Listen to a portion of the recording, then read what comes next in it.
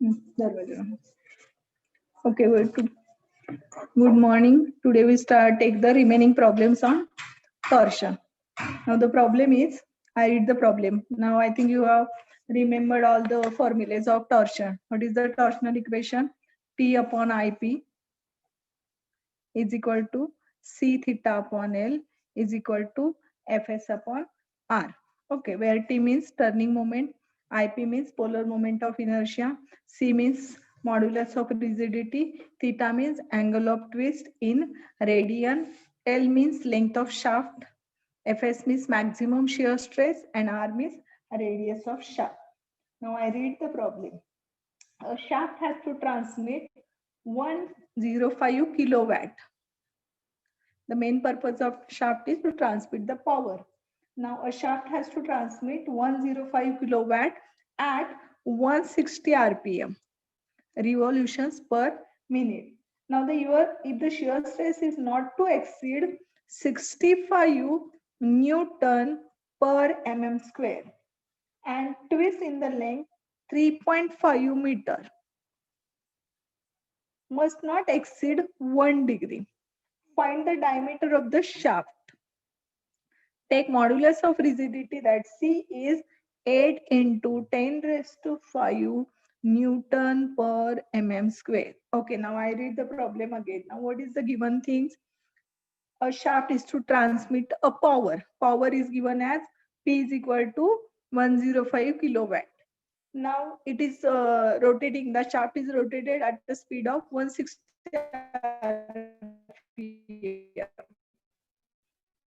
that N means the shear stress is induced. Now this shear stress is maximum. So this maximum shear stress is Fs, 65 Newton per mm square. Now twist in the length of, so length of the shaft is given as 3.5 meter. Now it must not exceed 1 degree. That means angle of twist is given in 1 degree. So we have to convert in radian. So how to convert degree to radian? So 1 degree equal to pi by 180 radian. हे लक्षात ठेवा, 1 degree equal to pi by 180 radian. Now the modulus of rigidity is given C, and this says find diameter of the shaft. Now what is our torsional equation? Torsional equation is T upon IP is equal to C theta upon L equal to Fs upon R. Now here, either we equate the first and second part or we equate the first and the third part. आता कुठला part आपण घेणार? So we have to see the given data. आता याच्यामध्ये आपल्याला त्यांनी find काय करायला सांगितलंय? diameter of the shaft. Now here we have to calculate two diameters. First, the diameter is based on the angle of twist equation, and the second is the diameter based on shear stress equation. मग आता याच्यामध्ये समजा जर आपण first आणि third equate केलं, that is T upon IP is equal to Fs upon air. मग याच्या ऐवजी we can use the modified formula. So what is the modified formula? Pi by 16 d cube into Fs. म्हणजे या फॉर्म्युलावरून आपल्याला काय मिळेल? Diameter. पण आता ह्या फॉर्म्युल्यामध्ये डायमीटर काढण्यासाठी आपल्याला Fs माहिती आहे, but we don't know this torque, this turning moment आपल्याला माहित नाही. मग आता ही टर्निंग मोमेंट आपण कशी काढणार? तर ही टर्निंग मोमेंट काढण्यासाठी काय दिले बघा, power is given and speed of the shaft is given. मग आपला पॉवरचा फॉर्म्युला काय आहे? P is equal to 2 pi nt upon 60. This is the formula. Power, main purpose of shaft is to transmit the power. मग आता formula काय आहे? Power in watt is equal to 2 pi nt upon 60, where n means the speed of the shaft, revolutions per minute, आणि हा T म्हणजे turning moment किंवा twisting moment. फक्त हा T कशामध्ये आहे? आपला हा मेन T आहे किंवा ऍव्हरेज T आहे, आणि हा आहे न्यूटन मीटर मध्ये. So now let us put the values. Now this power is given in kilowatt. आता ही जी पॉवर दिले ही कशात दिले? किलोवॅट मध्ये. We have to convert this power in watt. So 105 into 10 raised to 3 watt. 1 kilowatt is equal to 1000 watt. So let us put this value. 105 into 10 raised to 3 is equal to 2 pi. Now speed of the shaft is given 160 into T divided by 60. So let us calculate T.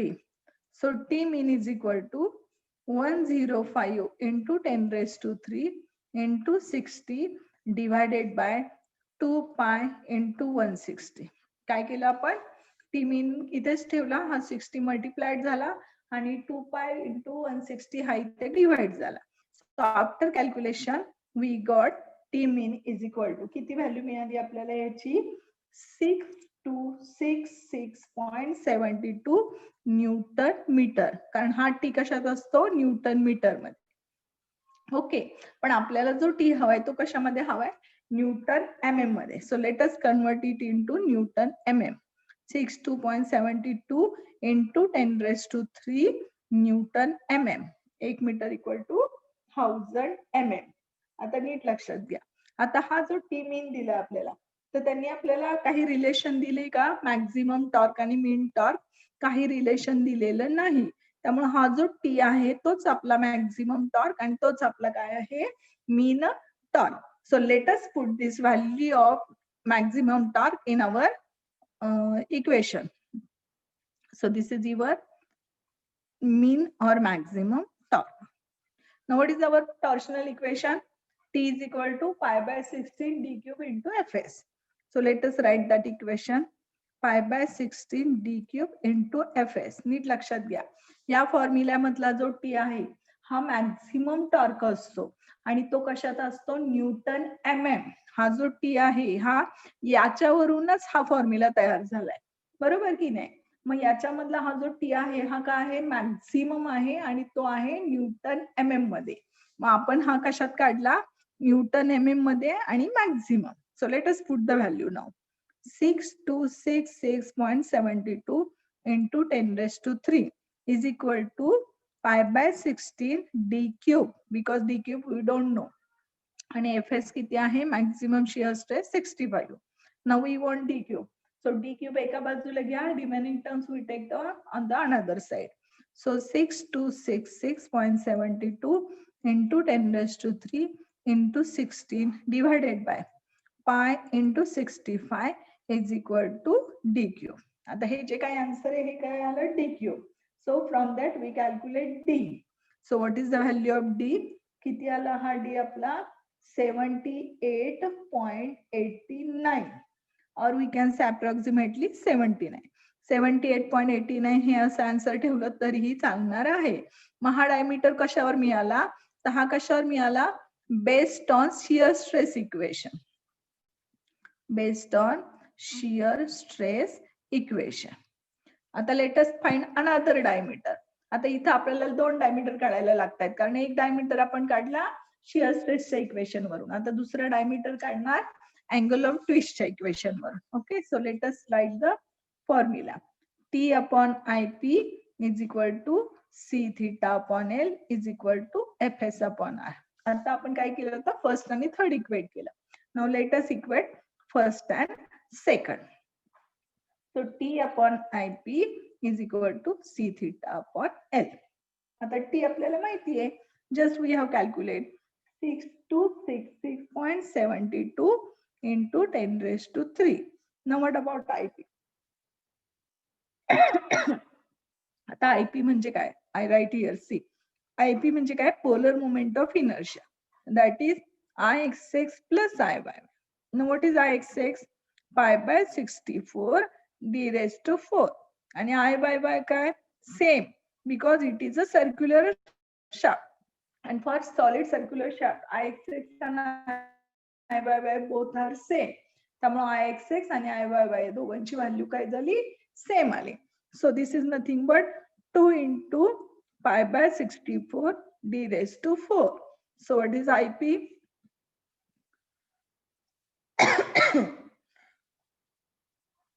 Sorry.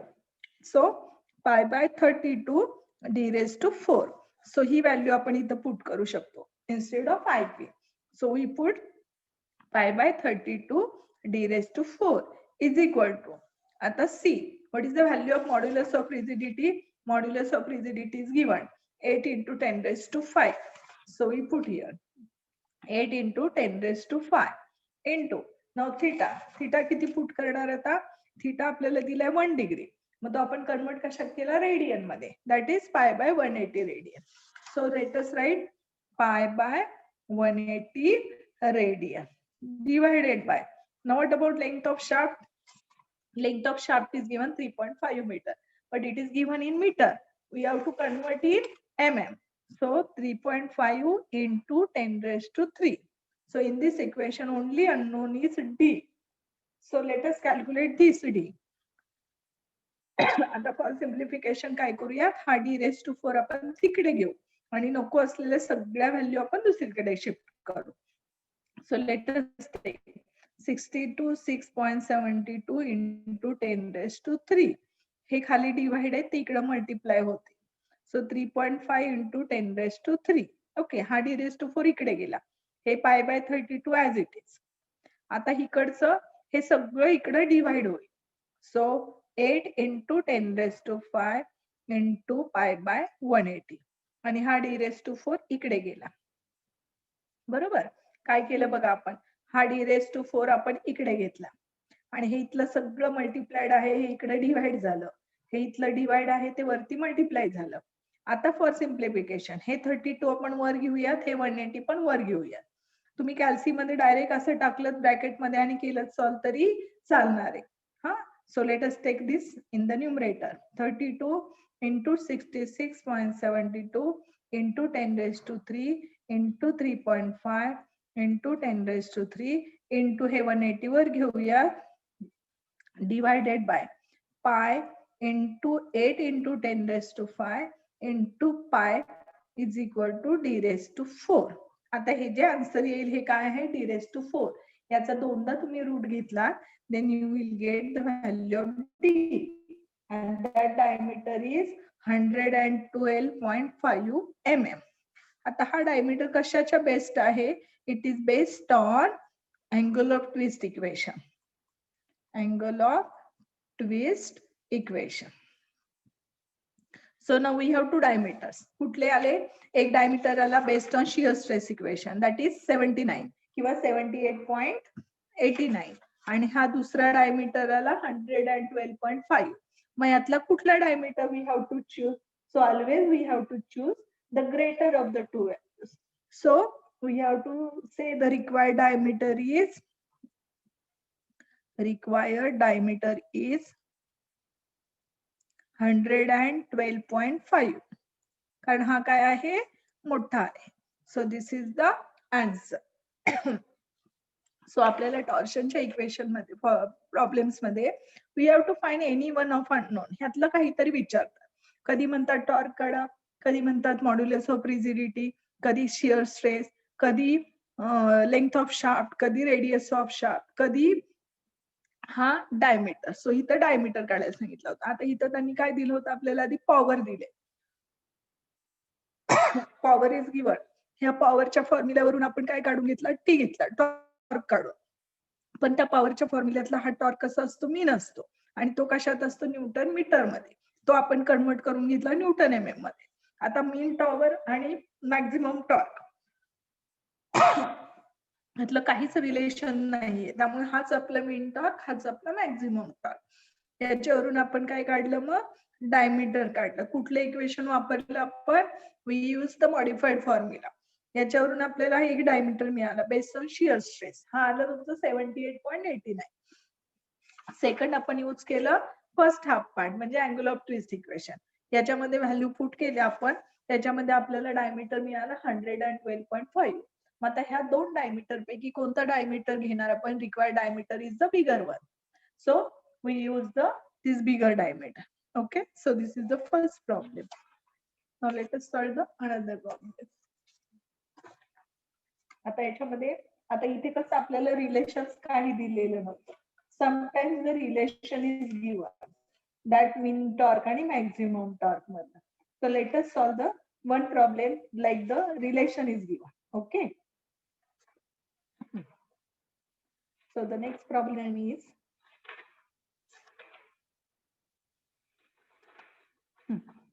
now simple problem is given.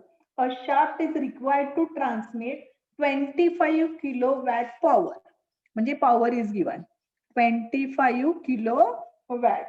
Now at 180 rpm, that means speed of the shaft is given 180 rpm, means capital N. Now the maximum torque may exceed the mean torque by 30%. I write here, maximum torque may exceed the mean torque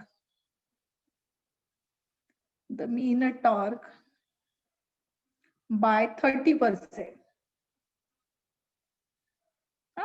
Means the relation between the maximum torque and mean torque is given. T maximum is 30% more than the mean torque. Now the maximum shear stress is given as 60 Newton per mm square.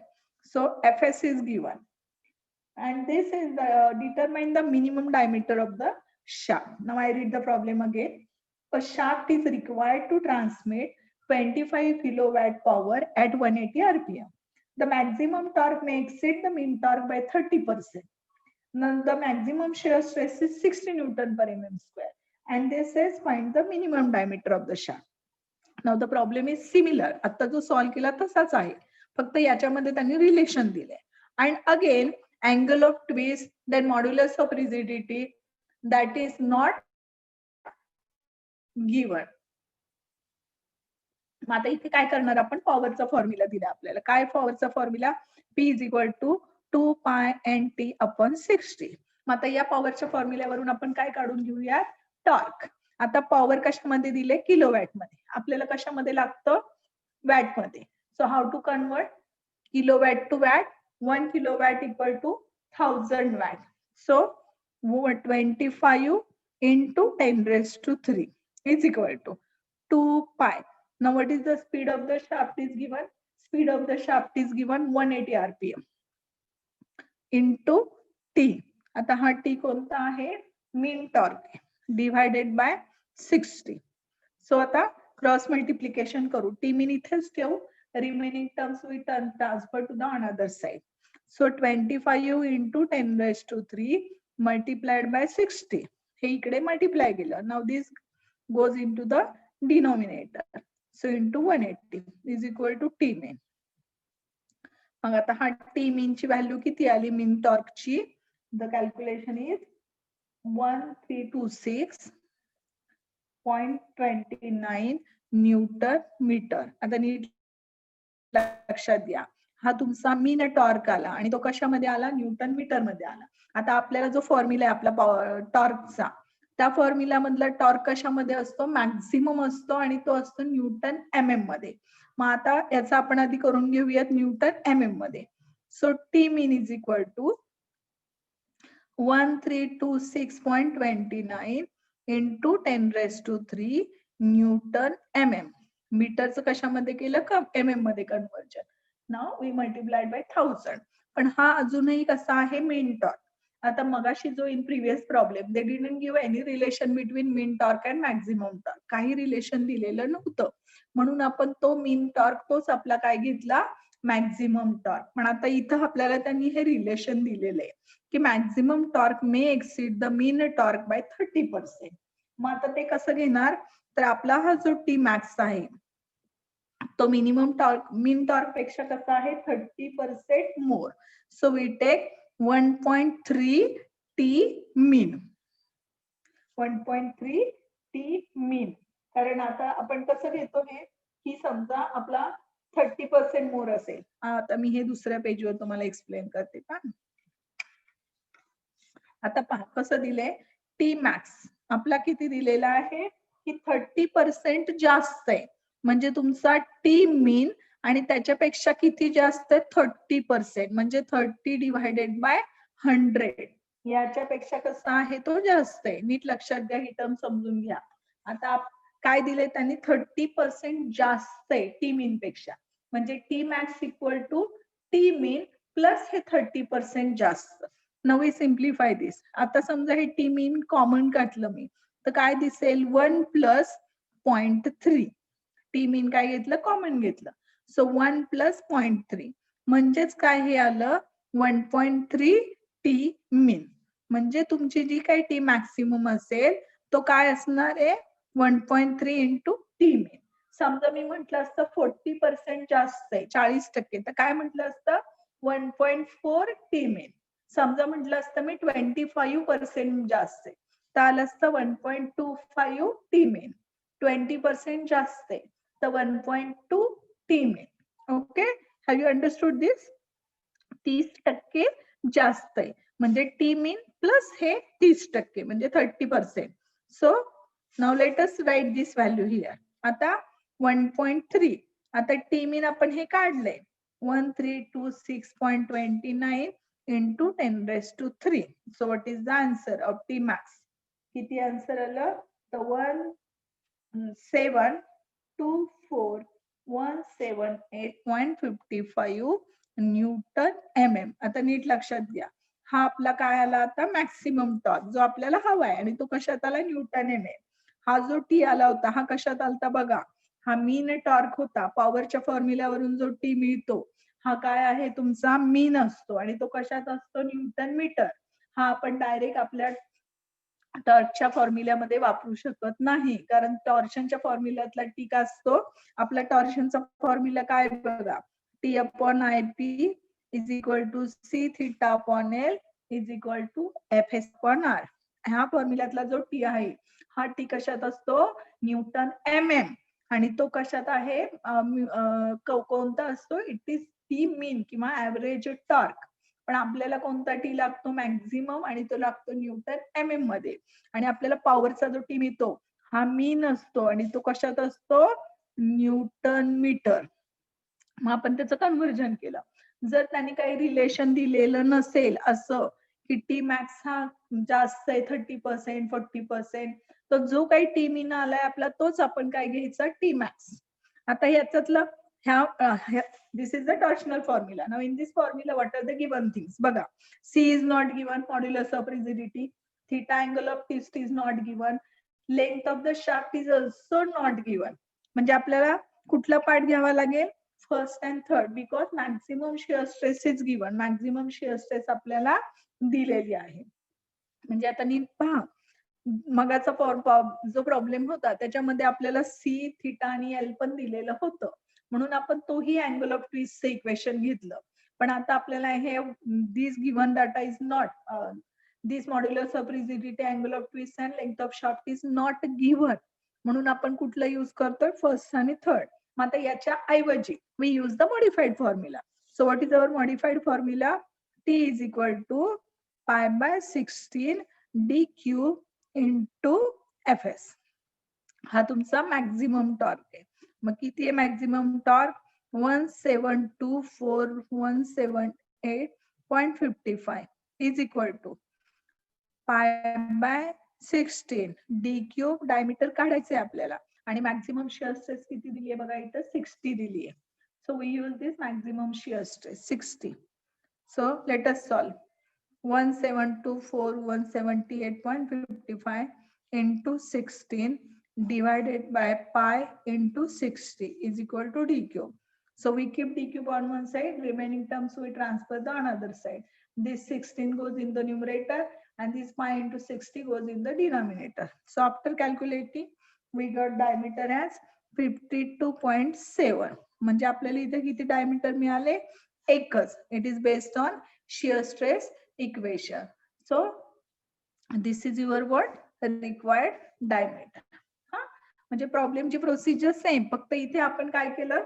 एकच diameter काढला. आधीचा जो problem होता आपला त्याच्यात आपण पहा 2 diameter काढलेले. एक diameter based on shear stress, एक diameter based on angle of twist. का बरं? कारण आपल्याला सगळा गिव्हन डेटा होता, हाही होता हाही होता. शिवाय ह्याच्यामध्ये आपल्याला काही रिलेशन दिलेलं नव्हतं मीन टॉर्क आणि मॅक्सिमम टॉर्कचं, म्हणून आपण दोन्ही सेमच घेतले. फक्त न्यूटन मीटरचं कन्व्हर्जन केलं न्यूटन एम एम मध्ये. पण ह्या प्रॉब्लेम मध्ये मात्र द रिलेशन इज गिवन. ह्या दोघांच्यातलं आपल्याला रिलेशन दिलेले की मॅक्झिमम टॉर्क हा मीन टॉर्क पेक्षा किती जास्त आहे? 30%. मग ते कसं घेतलं आपण? टी मॅक्झिमम इक्वल टू हा टी मीन आणि 30% जास्त, म्हणून 30/100. कुणापेक्षा जास्त? तर टी मीन पेक्षा. मग आता ह्या दोन मध्ये कॉमन घेतलं टी मीन. इथे हा 1 आणि हा 0.3 राहिला. सो 1 + 0.3 म्हणजे 1.3 टी मीन. समजा मी म्हटलं 40% जास्त तर 1.4 T mean. So this relation आपण इथे यूज केलं. मग आपल्याला आधी पॉवरच्या फॉर्म्युल्यावरून आपण आधी काढून घेतला टॉर्क, तो मिळाला मीन टॉर्क. न्यूटन मीटर मध्ये. त्याचं कन्व्हर्जन आपण केलं न्यूटन MM मध्ये. त्याच्यानंतर हे रिलेशन वापरून आपण मॅक्झिमम टॉर्क फाइंड केला. आता त्याच्यानंतर आपण टॉर्शनचा फॉर्म्युला लिहिला. आता यातला कुठला पार्ट यूज करणार, फर्स्ट सेकंड का फर्स्ट थर्ड, त्यासाठी गिव्हन डेटा पाहिला. आता इथं C, थीटा आणि L दिलेलं नाही, पण शिअर स्ट्रेस दिले, म्हणून आपण फर्स्ट आणि थर्ड पार्ट घेतला. मग याच्या ऐवजी आपण काय यूज केला, मॉडिफाईड फॉर्म्युला यूज केला. त्याच्यामध्ये मग व्हॅल्यू पुट केल्या टॉर्कची आणि शिअर स्ट्रेसची, आणि मग आपल्याला मिळाला diameter. Is it clear? So this is the second problem. So I think this is sufficient for today. So in next lecture we take the remaining problems. Okay.